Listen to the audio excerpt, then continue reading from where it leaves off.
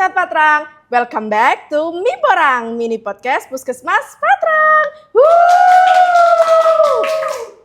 Episode 2 kali ini kita kedatangan tamu spesial lagi nih. Kalau kemarin kita kedatangan artisnya Posyandu, kalau sekarang kita kedatangan artisnya Puskesmas Patrang nih. Dokter paling terkenal seantero Patrang, mari kita sambut Dr. Adita Fitrina Andiani MKes. Selamat datang dok, silakan duduk. Dokter Adita, gimana kabarnya dok hari ini? Alhamdulillah Mbak Rani sehat. Mbak Rani gimana? Alhamdulillah sama dok sehat. Pasiennya banyak dok di UGD, di Poli Umum? Alhamdulillah ya kayak sehari-hari Puskesmas Patrang ya. Rame ya dok ya? Ya. Ya, jadi Dokter Adita ini punya panggilan sayang kalau misal di Puskesmas Patrang. Biasa kita panggil Dok Dit. Jadi hari ini kita panggil Dok Dit juga ya. Dok Dit tahu nggak sih kemarin kan aku sempat scroll TikTok sama lagi rame banget di Instagramku katanya kasus diabetes pada anak itu lagi rame-ramenya sekarang. Bener nggak sih dok? Iya betul banget. Emang sekarang lagi DM anak itu lagi banyak-banyaknya lagi dibahas, itu lagi diulas. Karena memang angkanya yang melonjak tajam di Indonesia. Dan katanya angkanya itu sampai 10 kali lipat dalam 10 tahun terakhir, benar Betul. dok? Wah ini isu menarik ya sobat untuk dibahas. Jadi hari ini kita mau bahas kupas tuntas tentang diabetes pada anak nih. Dok, sebenarnya diabetes pada anak dan orang dewasa itu sama atau beda sih dok? Oke. Ini prinsipnya ya, sebenarnya untuk diabetes pada anak sama pada dewasa itu sebenarnya mirip gitu ya. Mirip. Samanya itu adalah intinya penyakit diabetes itu adalah penyakit metabolik yang menyebabkan kadar gula itu tinggi. Nah, jadi maupun di dewasa maupun di anak itu sama, intinya ada gula darah yang tinggi.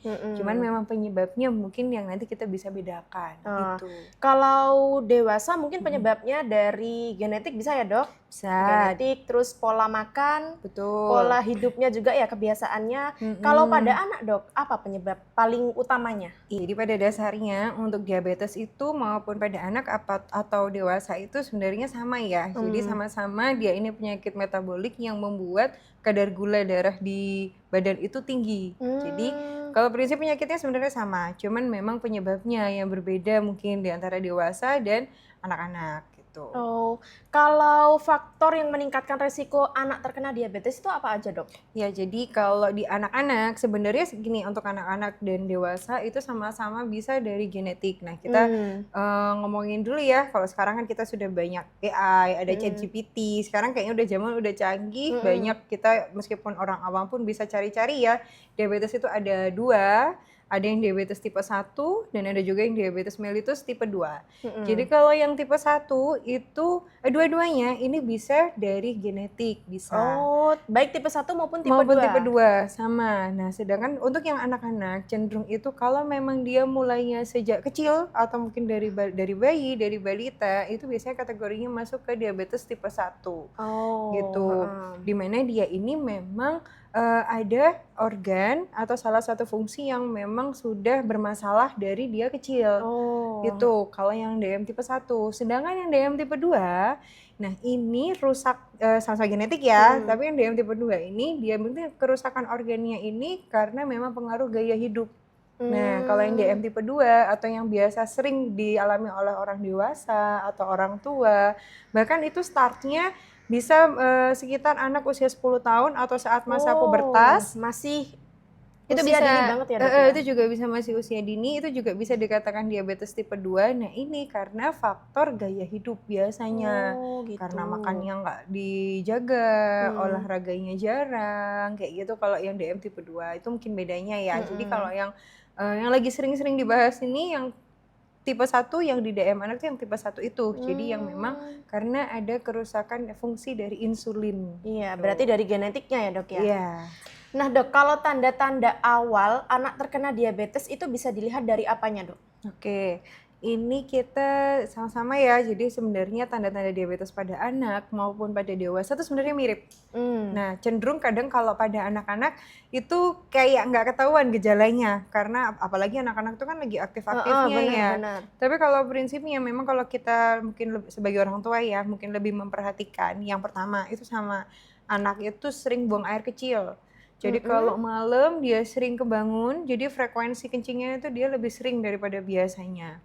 Di malam hari aja? Di malam hari itu bisa di malam hari, pagi, siang, sore, malam bisa juga sebenarnya. Cuman memang kita bisa lihat dari frekuensi malam terutama, karena kan kalau malam tuh harusnya dia istirahat tapi Tidur, kebangun-bangun gitu yang paling kelihatan ya, gitu. Jadi meskipun dia minumnya biasa, tapi frekuensi kencingnya dia lebih banyak. Oh gitu. Oke, Terus itu. apa lagi dok? Ya itu yang pertama ya, terus yang kedua itu anak merasa haus yang berlebihan. Jadi padahal dia ini udah sering kencing kan tadi ya, sering kencing, tapi akhirnya dia haus terus. Nah, kedua hal ini karena tadi kan saya bilang ya kalau misalkan DM tipe 1 itu dia ada masalah di insulinnya dari kecil. Nah, sedangkan insulin ini adalah fungsinya untuk menjadikan glukosa yang ada di dalam darah menjadi energi. Karena insulinnya bermasalah, jadi gulanya ini nggak jadi energi nih, banyaknya itu malah masuk ke dalam kencing. Jadi dari darah itu kan jadi kencing nih, gitu ya, jadi kencing. Terus akhirnya ginjalnya ini nggak bisa menyaring glukosa yang terlalu banyak. Akhirnya dia sering merasa haus, terus kencingnya juga banyak gitu. Itu karena pengaruh itu, kedua hal itu. Kemudian yang ketiga, nafsu makannya dia meningkat. Oh ya, dari nafsu makan juga bisa dilihat dia meningkat. Nafsu makannya meningkat, tapi anaknya cenderung kurus. Oke. Gitu, jadi tetap makannya banyak. Itu kita temukan di dewasa juga ya sebenarnya Mbak Reni ya. Kalau Mbak Reni lihat mungkin kebanyakan, mungkin untuk awal-awal mungkin pasien diabetes itu memang kelihatannya gemuk, tapi dalam jangka beberapa waktu lama-lama dia makin kurus. Nah, padahal dia makannya banyak. Nah, itu yang memang sama, itu pengaruhnya karena memang harusnya gula yang masuk ke dalam badan kita itu kan dijadikan energi sama si insulin ini, tapi si insulinnya ini bermasalah. Akhirnya langsung dipecah, nggak jadi energi, akhirnya dia mengambil lemak-lemak dan otot-otot, akhirnya anaknya jadi kurus. Itu udah 3 ya, jadi sering buang air kecil, merasa haus, nafsu makan meningkat gitu ya. Terus kalau anak-anak itu ketambahan satu lagi, yaitu berat badannya dia semakin turun tadi, gitu ya. Tadi jadi 1 ya, jadi nafsu makan yang meningkat, terus berat badannya makin turun. Ini adalah gejala-gejala mungkin inti yang mungkin akan kelihatan di anak-anak yang dicurigai kena diabetes mellitus gitu. Kalau sudah ketemu 4 ini, lebih baik sebagai deteksi dini bisa diperiksakan ke puskesmas atau ke fasilitas kesehatan terdekat untuk memeriksakan gula darahnya gitu. Oke, jadi ada 4 tadi ya dok, yang orang tua itu harus mulai curiga dan harus segera dibawa ke dokter untuk diperiksakan ya dok ya. Terus dok, apa nih efeknya kalau misal udah ada tanda-tanda itu tapi mungkin orang tuanya belum sadar nih karena kalau itu tanda-tanda diabetes dan nggak segera dibawa ke dokter. Jadi kalau misalkan nih kita nggak aware dari awal ya, itu pasti ada komplikasinya ya. Komplikasinya salah satunya itu anaknya lama-lama juga kelihatannya tambah lesu, nggak berenergi, bahkan perilakunya bisa berubah. Oh, perilaku juga ya dok ya? Perilaku juga berubah. Jadi kan ini gulanya kan nggak teratur nih, gulanya mungkin akan tinggi-tinggi terus. Selain memang bisa perilakunya berubah, anaknya jadi nggak semangat, apalagi sekolah ya, itu kan pasti akan berpengaruh nanti di perkembangannya dia ya. Selain itu juga mungkin akan ada luka-luka yang akan sulit sembuh ketika dia mungkin terluka, lukanya susah sembuhnya. Itu terjadi karena memang karena pengaruh banyaknya gula nih di badan, jadi pembuluh darahnya itu makin sempit. Nah, bahkan ada yang sampai dia mempengaruhi dari sistem organ yang lain. Jadi sebenarnya sama komplikasinya seperti diabetesnya orang dewasa ya, itu sama. Bisa tiba-tiba kekurangan gula atau saat gulanya tinggi bahkan bisa pingsan atau sampai koma kayak gitu. Nah terus dok, pola makan itu kan punya hubungan paling erat sama kasus diabetes ya dok ya. Seberapa penting sih dok pengelolaan pola makan dalam diabetes? Iya, jadi untuk pola makan ya di diabetes itu sangat penting. Jadi maupun di DM tipe 1 maupun tipe 2 itu erat kaitannya sama pola makan. Sebenarnya untuk DM tipe 1 sendiri, kadang itu kita memang tidak memperdulikan dari pola makan, tapi karena memang dia sudah dari kecil, memang karena ada organ yang mungkin bermasalah, jadi dia dari awal itu. Memang sebenarnya untuk balita atau anak kecil di bawah 5 tahun, itu sendiri memang tidak diperkenankan untuk mengkonsumsi gula yang terlalu banyak. Sebenarnya ini yang normal nih, yang sehat-sehat ya, apalagi yang kena diabetes mellitus. Oke. Semua itu ada batasannya. Jadi untuk balita itu memang disarankan untuk menggunakan karbohidrat dengan indeks glikemik yang rendah untuk anak-anak. Indeks glikemik rendah itu contohnya itu ada gandum-ganduman, oatmeal, pasta gandum. Sedangkan sudah banyak ya roti gandum. Roti gandum yang sekarang enak-enak juga yang bisa dikonsumsi sama anak-anak juga banyak sih. Sekarang ya ada sayuran, kacang-kacangan, kayak mungkin almond, buah-buahan, golongannya apel, jeruk, dan sayur-sayuran. Ininya yang gampangnya yang sehat-sehat gitu ya. Itu yang diperbolehkan untuk balita. Semuanya itu ada batasannya ya. Jadi kalau misalkan gula dan garam terutama di balita sebenarnya itu juga tidak diperkenankan karena memang untuk bumbu-bumbu masakannya pun yang diperbolehkan itu kita main ini aja ya, rempah kayak bawang merah, bawang putih kayak gitu. Kalau memang diberi gula garam pun itu dengan jumlah yang minimal sekali. Memang secara anjuran sebenarnya memang makanan dari anak balita ini tidak jadi satu dengan makanan orang dewasa sebenarnya kan begitu ya. Gitu, itu untuk masalah pola makan. Jadi untuk pengaturan pola makan ini itu juga masuk ke dalam 5 pilar di penanganan diabetes mellitus. 5 pilar, apa itu Dok? 5 pilar? Di 5 pilar pengelolaan DM tipe 1 itu yang pertama itu adalah pemberian insulin untuk kebutuhan metabolisme glukosa tubuh. Nah itu insulin, yang kedua itu adalah pengaturan makan dengan yang tadi saya sampaikan karbohidrat dengan glikemik rendah. Tadi saya lupa contohnya yang paling gampang ya singkong. Itu juga bisa. Tapi singkongnya jangan ditambah kayak gula aren ya gitu aja ya Dok ya. Aja terlalu manis ya. Itu kemudian yang ketiga itu ada olahraga. Olahraga itu fungsinya meskipun anak-anak nih ya, tetap harus ada olahraga. Karena olahraga itu bisa meningkatkan sensitivitasnya insulin. Jadi kayak mancing insulinnya biar insulinnya ini bisa kerja lebih baik kayak gitu. Kemudian yang keempat edukasi, pastinya edukasi dan pengetahuan dasar terutama untuk keluarga, terutama orang tuanya gitu ya.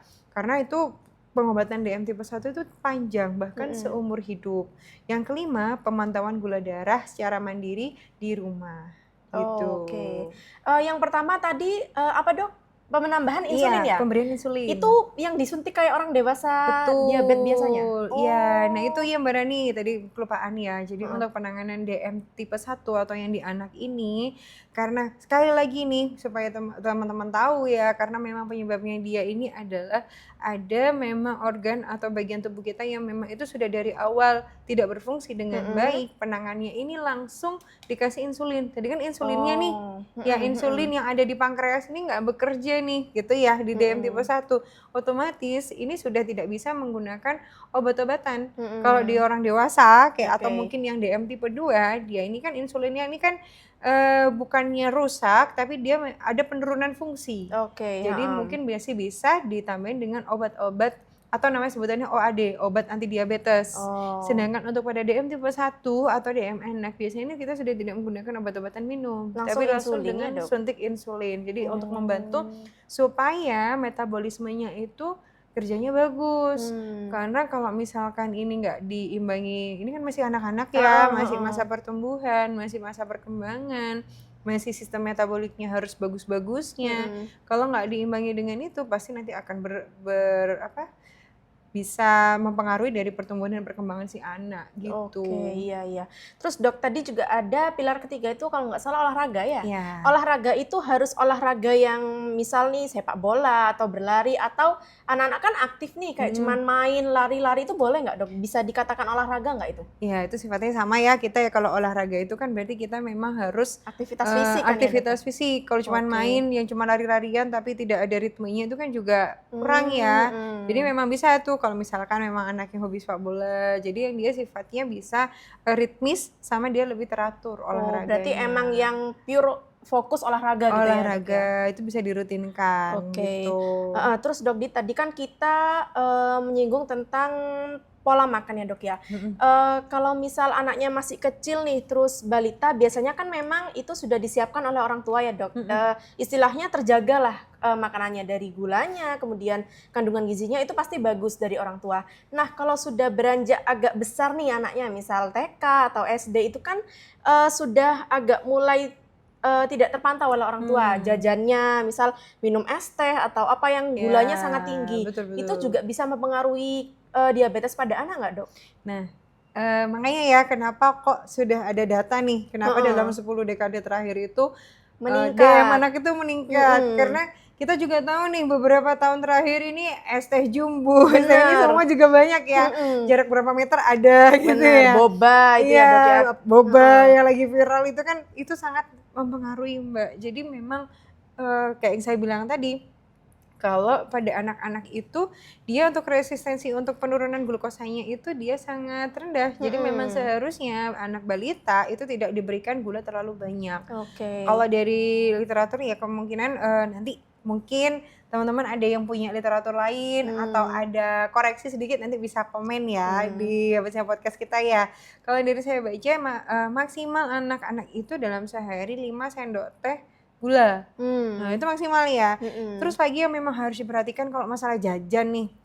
Rata-rata jajan atau minuman-minuman itu sebenarnya ada kriteria usianya loh. Orang tua ya.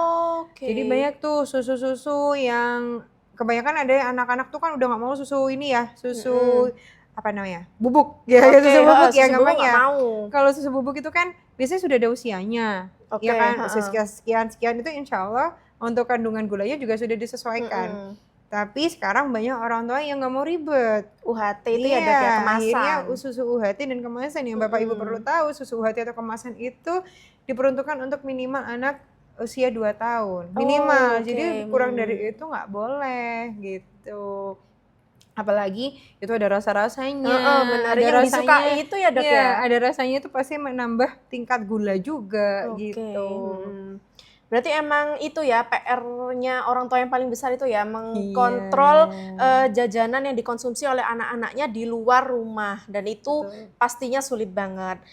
Terakhir nih, Dok, pesan singkat untuk orang tua yang mungkin sekarang sedang khawatir nih kalau anaknya terkena diabetes. Oke, untuk orang tua ya, orang tua mungkin kalau zaman sekarang sudah orang tuanya apa ya, Gen Z ya? Mungkin Gen Z. Geser kepada Gen Z. Insya Allah sekarang informasi itu begitu banyak di luar, jadi bisa cari tahu lebih detail, lebih banyak. Sekarang ini sangat penting untuk mengetahui kondisi tubuh. Jadi sebenarnya yang harus tahu dulu adalah bukan kondisi tubuh anaknya dulu, tapi kondisi tubuh dari orang tua sekalian. Jadi kalau memang jenengan punya riwayat keturunan dari penyakit diabetes atau mungkin ada pola hidup yang rasanya kok ini ya jarang olahraga, makannya banyak, jenengan sendiri harus melakukan deteksi dini nih supaya kalau nanti punya keturunan jenengan juga bisa lebih aware karena kita sudah tahu kalau diabetes mellitus ini juga bisa diturunkan secara genetik. Nah, yang Bapak Ibu juga perlu tahu, meskipun diturunkan secara genetik itu nggak selalu kalau saya kena diabetes berarti anak saya pasti kena diabetes, itu nggak selalu ya Bapak Ibu. Itu semua tergantung dari pemicunya. Kalau misalkan sudah tahu punya keturunan kayak gitu lah, berarti dari pola makannya, olahraganya itu harus juga lebih hati-hati. Kalau makannya teratur, olahraganya teratur, insya Allah juga tidak akan terkena diabetes. Itu yang pertama untuk orang tua. Dan yang kedua, sekarang ini juga sudah ada program dari pemerintah yaitu cek kesehatan gratis yang dimana itu diperuntukkan dari usia dini, dari usia bayi, balita sampai usia dewasa. Nah, itu ada di masing-masing siklus hidup itu ada screening untuk diabetes mellitus. Nah, untuk yang balita kita peruntukkan untuk usia 2 sampai 3 tahun untuk dapat memeriksakan diri ke gula darahnya. Jadi untuk para orang tua terutama yang di wilayah Puskesmas Patrang nanti bisa datang ke puskesmas atau saat posyandu untuk memeriksakan gula darah anaknya untuk jaga-jaga atau untuk antisipasi begitu. Harusnya singkat ya tapi jadi panjang ya. Nggak apa-apa, ini bermanfaat banget pasti untuk orang tua di luar sana, Dok. Iya. Amin. Wah, berarti harus diwaspadai ya, Dok ya, tren peningkatan kasus diabetes pada anak ini.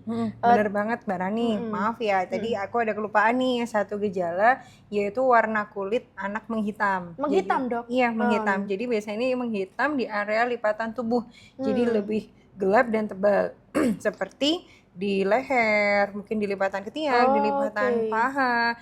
Dan juga kalau mungkin orang tuanya nggak mau cek di fasilitas kesehatan, dia cek gula darah sendiri. Gula darahnya itu biasanya Kalau anaknya lagi habis makan itu Hah? bisa lebih dari 200 Lebih Kalau- dari 200 itu Iya. setelah makan. setelah makan, Ah. atau kalau mungkin anaknya lagi nggak makan apa-apa, mungkin minimal 8 jam itu lebih dari 126 Oke. nilainya gitu itu ya, sudah nilai bisa hasil gula darahnya. dicurigai Nah, diabetes. Betul, itu kalau Oke. bisa segera langsung periksakan diri ke fasilitas kesehatan gitu. Oke. Oh gitu ya dok, berarti warna kulit itu juga bisa jadi salah satu tanda kasus diabetes pada anak.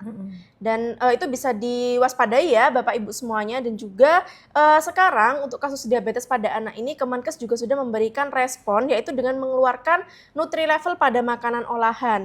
Jadi di mana Nutri Level ini menunjukkan tingkat kandungan gula, garam, dan juga lemak per 100 ml dalam satuan pangan olahan. Jadi semoga dengan adanya Nutri Level ini para orang tua juga bisa lebih memperhatikan asupan makan anak untuk mencegah diabetes pada anak. Mungkin segitu dulu Dokter Adita untuk hari ini. Terima kasih sudah menemani saya di podcast kali ini. Sama-sama Mbak Rani. Oke, sampai jumpa lagi ya dok ya di podcast-podcast selanjutnya ya. Oke, siap. Untuk semuanya jangan lupa like, komen, subscribe, dan juga share. Sampai jumpa di Miporang selanjutnya. Bye! Dua biasanya. Tadi dok, pasiennya di bawah?